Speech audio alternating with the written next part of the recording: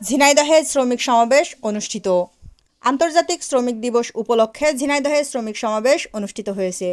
জেলা শ্রমিক দলের আয়োজনে শুক্রবার ১ মে সকালে শহরের পোস্ট অফিস মোড়ে এই সমাবেশ অনুষ্ঠিত হয়। এতে প্রধান অতিথি হিসেবে উপস্থিত ছিলেন জেলা পরিষদের প্রশাসক ও জেলা বিএনপির সভাপতি অ্যাডভোকেট এম এ মজিদ।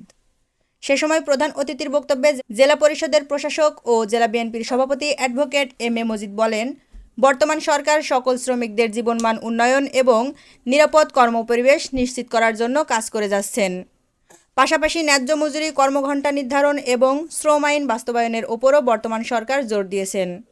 আশা করা যায় আগামী বছরের মাঝে সকল শ্রমিকদের অধিকাংশ দাবিগুলো পূরণ করা সম্ভব হবে। শ্রম আইনের যথাযথ প্রয়োগের মাধ্যমে শ্রমিক ও মালিকদের সুসম্পর্ক গড়ে তোলার জন্য কাজ করা হবে।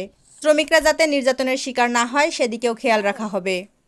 এ সময় আরও উপস্থিত ছিলেন জেলা বিএনপির সাধারণ সম্পাদক জাহিদুজ্জামান মনা, জেলা শ্রমিক দলের সভাপতি নুরুল ইসলাম সহ অন্যান্যরা। এ সময় বক্তারা শ্রমিকদের জীবনমান উন্নয়ন এবং নিরাপদ কর্মপরিবেশ নিশ্চিত করার দাবি জানান। পাশাপাশি ন্যায্য মজুরি, কর্মঘণ্টা নির্ধারণ এবং শ্রম আইন বাস্তবায়নের উপরও জোর দেন। সম্মানিত সভাপতি